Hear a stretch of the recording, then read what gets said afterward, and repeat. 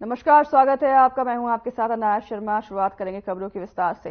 करनाल की पुलिस अकादमी में नैतिकता शिविर का आयोजन किया गया, जिसमें सीएम मनोहर लाल ने मुख्य अतिथि के तौर पर शिरकत की। इस मौके पर सीएम मनोहर लाल ने आईएएस और आईपीएस अफसरों को कर्मयोग का पाठ पढ़ाया।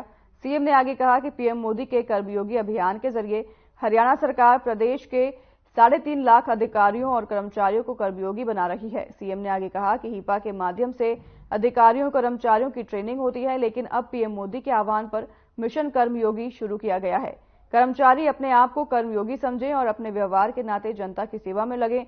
प्रदेश में 30 नवंबर से मिशन कर्मयोगी शुरू हुआ, जिसे 31 मार्च तक पूरा करना है।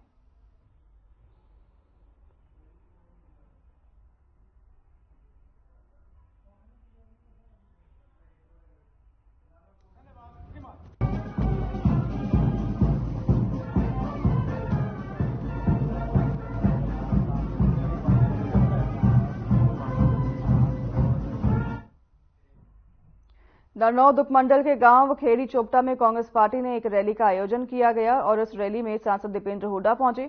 इस दौरान पार्टी कार्यकर्ताओं ने दीपेंद्र हुड्डा का फूल मालाओं के साथ जोरदार स्वागत किया। इस दौरान सांसद दीपेंद्र हुड्डा ने बीजेपी पर निशाना साधते हुए कहा कि भारतीय जनता पार्टी ने पिछले 9 सालों में प्रदेश को पीछे धकेलने का काम किया है और प्रदेश को बेरोजगारी में नंबर 1 बना दिया। इसके साथ ही सांसद दीपेंद्र हुड्डा ने बीजेपी पर जनता के साथ धोखाधड़ी करने का भी आरोप लगाया है। बता दें कि सांसद ने आरोप लगाते हुए कहा कि चुनाव में बीजेपी ने जो वोट वादे किए थे उनको आज तक पूरा नहीं किया गया है।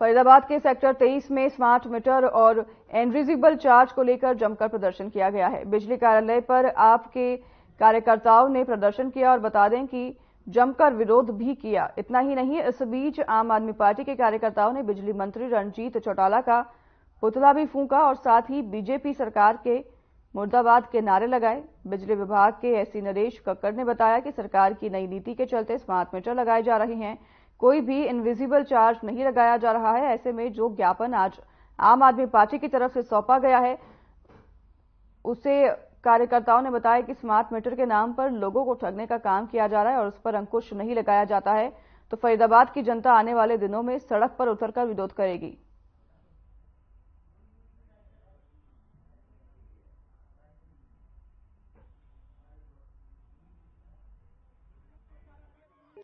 मुख्य तौर पे मैं आपको बताना चाहूंगा, मुख्य तौर पर जिस तरीके से भाजपा सरकार ने बिजली के चार्ज लगा रखे हैं, उसको लेकर के हम यहाँ पर प्रदर्शन कर रहे हैं और माननीय जो एससी साहब हैं उनको ज्ञापन सौंपा है। अभी आम आदमी पार्टी के जितने भी हमारे मुख्य पदाधिकारी हैं उन्होंने ज्ञापन सौंपा है और हम इस विरोध प्रदर्शन में ये सामूहिक तौर पर प्रदर्शन करके बताना चाहते हैं कि जिस तरीके से भाजपा सरकार आम आदमी को, जनमानस को नाजायज बिल हर महीने दे करके परेशान करने का काम कर रही है, आने वाले समय में जनता इस बात का जवाब देगी और लोगों का ऐसा मानना है, आम जनमानस का ऐसा मानना है कि आने वाले समय में वोट की चोट से जनता इनको जवाब देगी और आम आदमी पार्टी की सरकार निश्चित तौर पर हरियाणा में बनेगी। ज्ञापन सौंपा गया, क्या आश्वासन मिला था एससी की तरफ से?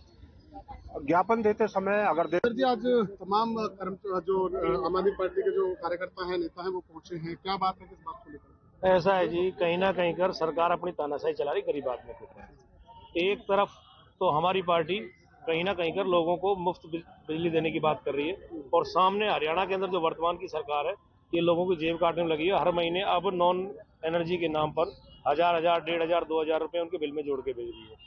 स्मार्ट मीटर किसी से पूछे बगैर जाकर के खंभे पे बदलाते हैं, उनकी मर्जी के गलत। तो इस तरह की जो पॉलिसी है इसके खिलाफ हमारी पार्टी के लोगों ने आज ज्ञापन भी सौंपा है, क्या कुछ आश्वासन मिला है? आश्वासन तो क्या है, इनके तो कंट्रोल की चीज ही नहीं। हमने तो इनसे बोला कि अपने मुख्यमंत्री को बोल देना, जनता आ रही है। अगर जो नहीं मांगे तो फिर तो जनता आ रही है, मुख्यमंत्री को हटा देगी, भेज देगी, सीधी सीधी बात।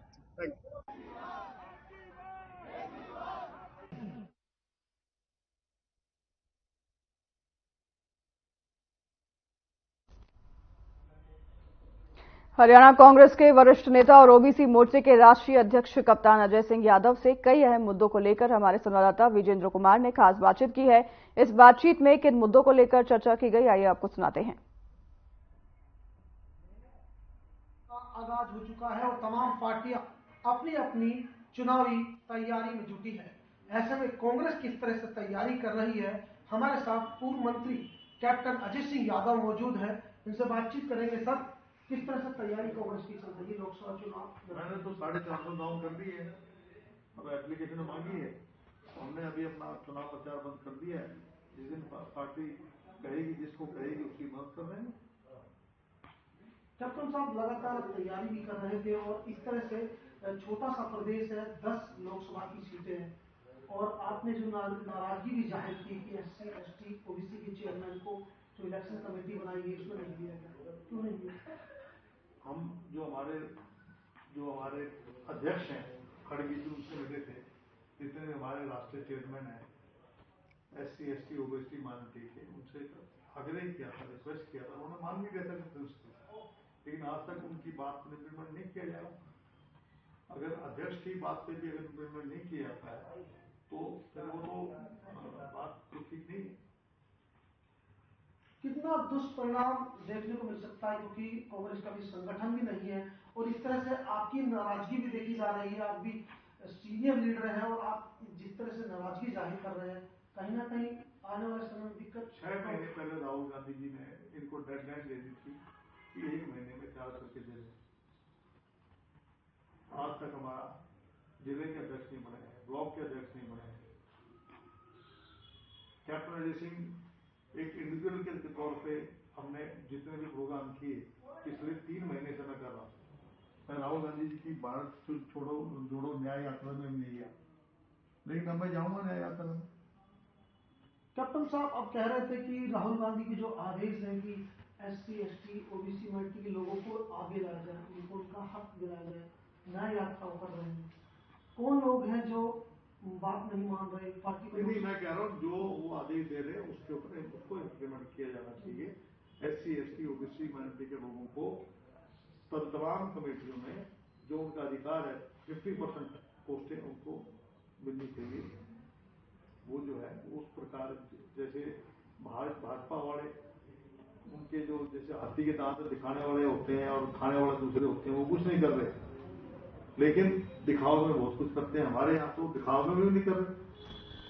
कैप्टन साहब, 10 लोकसभा में भाजपा ने अपने ऑफिस खोलने की पूरी तैयारी कर दी है। गुरुग्राम लोकसभा में कल ऑफिस का उद्घाटन किया गया था। कांग्रेस ने अब तक कितने ऑफिस खोले हैं लोकसभा? हमने तो एक दफ्तर खोल रखा था यार, और एक रेवाड़ी में दफ्तर था हमारा, और मेवात में हमारे जो सनुल्ला खान है उनके वहां मेरा हमारे एक साथी शतूर है, वहां जाता था। पूरी तरह से आप तैयारी में जुटे थे, क्या लग रहा है पार्टी आपको टिकट देगी, आप चुनाव लड़ेंगे? पार्टी में टिकट मांग ही नहीं रहा, आप फिर आप बात वही कह जा रहे हैं, मैं टिकट मांग ही नहीं रहा। अगर पार्टी को लगता है मुझे चुनाव लड़ना चाहिए, अगर मुझे आदेश देंगे तो फिर मैं सोचूंगा उसके बारे में। चंडीगढ़ के जो मेयर का चुनाव हुआ उस पर क्या कहिए? वहां तो बकायदा बेईमानी हुई है, वो उस पे उसकी जो है बकायदा रिकॉर्डिंग हो गई है, किस तरीके से वो साइन करके उसको जो है बैलेट पेपर्स को जो है वो छेड़छाड़ कर रहा है। उसके खिलाफ तो FIR दर्ज होनी चाहिए, उसको सलाखों के पीछे होना चाहिए। लोकतंत्र की हत्या है वो तो वहाँ। कैप्टन साहब, अग्निवीर योजना को लेकर भी आप रिएक्शन देंगे? हाँ जी सर, अग्निवीर योजना के बारे में राहुल गांधी जी ने कहा है कि इस योजना को समाप्त करेंगे और जब सरकार हमारी इंडिया अलायंस की आएगी तो हम जो है दोबारा से 15 साल की नौकरी करेंगे, पेंशन भी देंगे और रैंक भी देंगे। क्या लगता है राम मंदिर उद्घाटन के बाद क्या जो हरियाणा की जो हवा थी वो बदली है? ये असर तो पड़ा ही है, मैं ये नहीं कहता असर नहीं पड़ा, लेकिन जो है अगर आप मेहनत करते हैं, बूथ लेवल तक अगर आप काम करेंगे तो परिणाम अच्छे भी आ सकते हैं। कैप्टन साहब, किस तरह से कांग्रेस पार लगाएगी, क्योंकि संगठन नहीं बना है, भाजपा के पास 15 प्रमुख मंडल है, तमाम संगठन उन्होंने तैयार कर दिए हैं और ये कहती भी आई है भाजपा की कांग्रेस सारी बात मैंने कह दी आपको। ये थे हमारे साथ कैप्टन अजय सिंह यादव। साफ तौर पर इनका कहना था कि जिस तरह से जो इलेक्शन कमेटी बनाई गई है प्रदेश में, उसमें SC, ST, OBC वर्ग के लोग भी लेने चाहिए थे, जिससे कि एक निष्पक्ष जो आवेदन की बात कही जा रही है वो हो पाता। लेकिन साफ तौर पर आपको बता दें कि कहीं ना कहीं कैप्टन अजीत सिंह यादव कहीं ना कहीं पार्टी से नाराज होते दिखाई दे रहे हैं। गुरुग्राम से हर खबर के लिए विजय राम।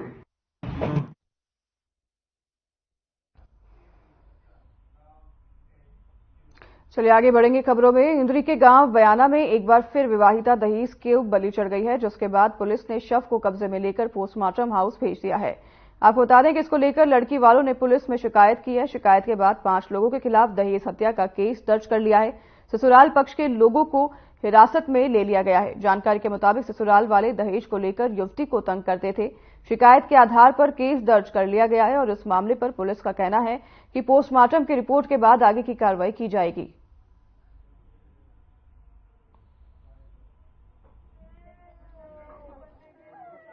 उसमें लगाओ, वो कहते हैं कि हमारे पास जमीन है, इनके पास कुछ नहीं है, भट्टे पर काम करते हैं, गरीब आदमी कहाँ से क्या देगा।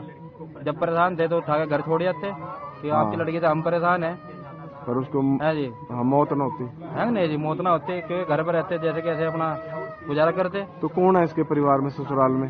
ससुराल में इसका ससुर भी है, जेठ भी है, घरवाला है, जेठानी भी है, सास भी है, सब है। तो कभी काजल ने बताया था कि उसके साथ मारपीट कर रहे हैं? बस घर में थोड़े मोटे झगड़े तो होते रहे कि तो कुछ दिन बीच में घर पे ले गए तो फिर तो आए हैं, ससुराल वाला आया कोई यहाँ पर? अभी तक तो कोई आया नहीं जी। सब कोई भी नहीं आया? सुबह 9 बजे के यहाँ पे भी आए हुए, कल वहाँ पे आए 4 साढ़े 4 बजे। डेड बॉडी तो कल ही आ गई थी जी यहाँ पे, रात को यहीं रखी? हाँ जी।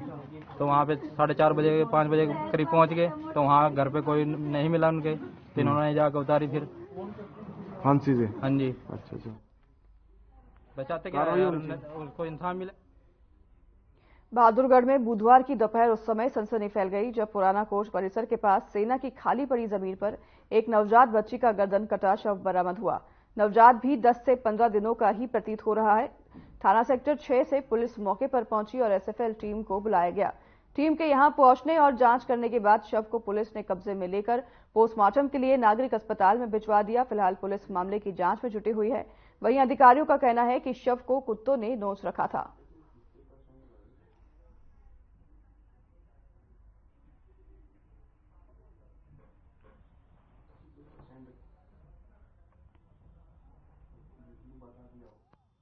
कंट्रोल रूम से सूचना मिली थी कि अभी एक नवजात शिशु है जो पुरानी कोर्ट के पास मृत अवस्था में, तो इस सूचना पर हम यहाँ पहुँचे हैं। तो हमने मृत्यु का निरीक्षण किया है और अब तक टीम को बुलाया है। जैसे भी आगे की कार्रवाई की जाएगी। दबा रखा था सर ये? हाँ, ये दबा हुआ था और जो कुत्ते वगैरह हैं उन्होंने उसको बाहर निकाल दिया। तो अब क्या जांच की जा रही है सर, किस तरीके से? इसके बारे में हम पता लगाएंगे कि भाई ये इस तरीके का कार्य किसने किया है। अस्पतालों से भी रिपोर्ट मंगवाया जाएगा? हाँ बिल्कुल, सभी अस्पतालों में इसके बारे में जांच की जाएगी। कितने दिन का शिशु सर ये? 10 डेज का हो सकता है, 10 दिन का हो, नवजात शिशु ये। लड़का है लड़की? अभी इसके बारे में तब खबर अंबाला से है, जहां जिला सिविल अस्पताल में देर रात बार बार बिजली गुल होने से मरीज परेशान हो गए। अस्पताल का जनरेटर भी मौके पर काम नहीं आया। बार बार बिजली जाने से स्पेशल निको केयर यूनिट के नवजात बच्चों पर भी खतरा मंडराया। अंबाला शहर अस्पताल प्रशासन ने आनन फानन में 3 नवजात बच्चों को अंबाला कैंट नागरिक अस्पताल में शिफ्ट कर दिया। अस्पताल की PMO डॉक्टर संगीता गोयल ने बताया कि रात 9 बजे उन्हें एक सूचना मिली कि अस्पताल में बार बार बिजली ट्रिपिंग हो रही है, जिस कारण अस्पताल के निको वार्ड के बच्चों को तुरंत अंबाला कैंट के नागरिक अस्पताल में शिफ्ट किया गया है। उसके बाद फिलहाल बिजली व्यवस्था को ठीक कर दिया गया है।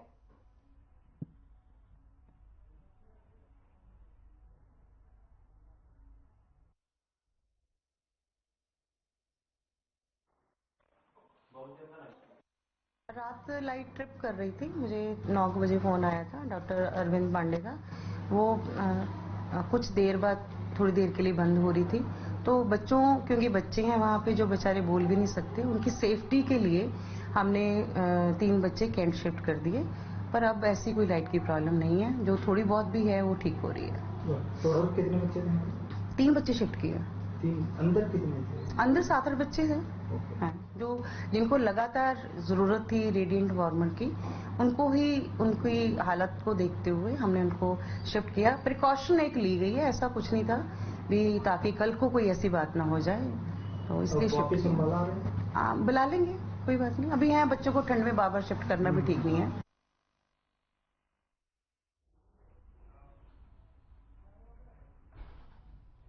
फरीदाबाद सूरजकुंड मेले को लेकर तैयारियां की जा रही है। इस क्रम में स्वास्थ्य विभाग की तरफ से लोगों के स्वास्थ्य को मद्देनजर रखते हुए इमरजेंसी डिस्पेंसरी लगाई जाएगी। मेले में आपको बता दें कि आने वाले किसी भी व्यक्ति को अगर कोई परेशानी होती है तो उसको तुरंत उपचार दिया जाएगा। और इसी के अलावा विदेशी हरियाणा सरकार पटवार यूनियन इसके अलावा विदेशी पर्यटक ऑन के लिए कोविड-19 जांच की सुविधा भी मेले में उपलब्ध रहेगी। हरियाणा सरकार पटवार यूनियन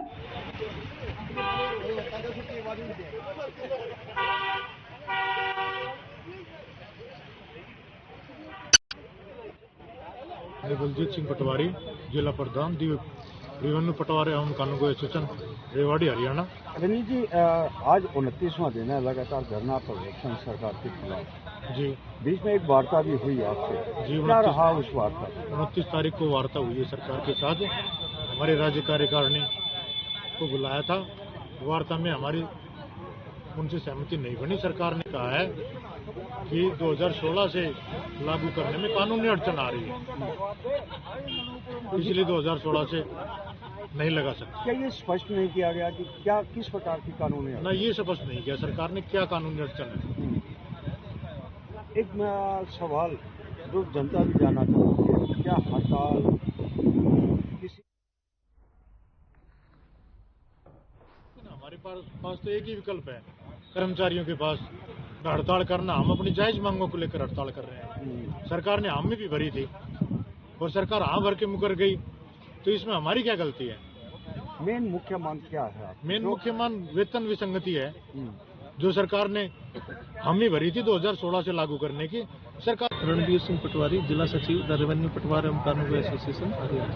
सबसे पहले मीडिया साथियों का हार्दिक स्वागत है धरना स्थल पर, जो हमारी लाइव कवरेज लगभग प्रतिदिन करते हैं और सरकार तक हमारी बात पहुंचा रही है। रणबीर जी, कारण क्या मानते हैं इसके पीछे? क्योंकि 29 दिन आज लगातार धरना प्रदर्शन हो गए, सड़कों पर आप बैठे हैं, वहां पब्लिक परेशान हो रही है।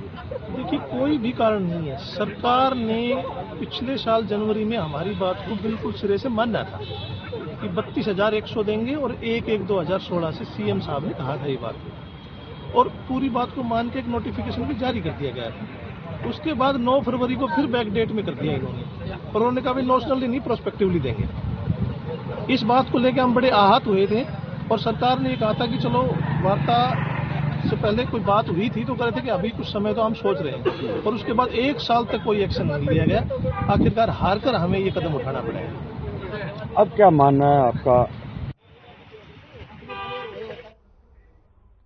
फरीदाबाद सूरजकुंड मेले को लेकर तैयारियां की जा रही है। इस क्रम में स्वास्थ्य विभाग की तरफ से लोगों के स्वास्थ्य को मद्देनजर रखते हुए इमरजेंसी डिस्पेंसरी लगाई जाएगी। मेले में आने वाले किसी भी व्यक्ति को अगर कोई परेशानी होती है तो उसको तुरंत उपचार दिया जा सके। इसके अलावा विदेशी पर्यटक ऑन के लिए कोविड-19 जांच की सुविधा भी मेले में उपलब्ध रहेगी।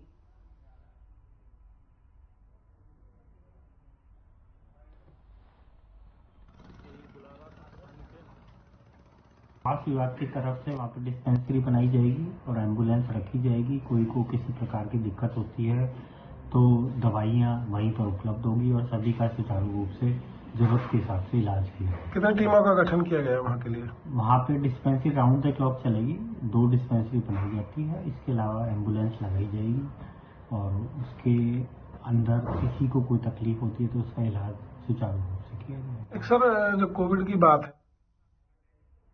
भिवानी में तेज हवाओं के साथ हल्की बारिश हुई, जिससे कि मौसम में काफी बदलाव हुआ है। बता दें कि काफी दिनों से उत्तर भारत में कड़ाके की ठंड और कोहरा बना हुआ था, जिसके चलते आम लोगों का जनजीवन अस्त-व्यस्त था। लेकिन इस बारिश से लोगों को काफी राहत मिली है। इस बारिश के चलते किसानों को काफी लाभ मिला है। काफी दिनों से ठंड की वजह से किसानों को नुकसान हो रहा था। किसानों की फसलें बिना बारिश के कमजोर बनती जा रही थी, लेकिन अचानक बदले हुए मौसम के बाद हल्की बारिश हुई है। किसानों का कहना है कि इस बारिश से काफी लाभ पहुंचेगा और वहीं उन्होंने आगे कहा कि काफी दिनों से जनजीवन अस्त व्यस्त था, कामकाज में बड़ी परेशानियों का सामना करना पड़ रहा था। सरकार के द्वारा अधिक ठंड को देखते हुए शिक्षण संस्थानों की छुट्टी की जा रही थी। अब इस बारिश से काफी राहत मिलेगी और सर्दी कम होगी।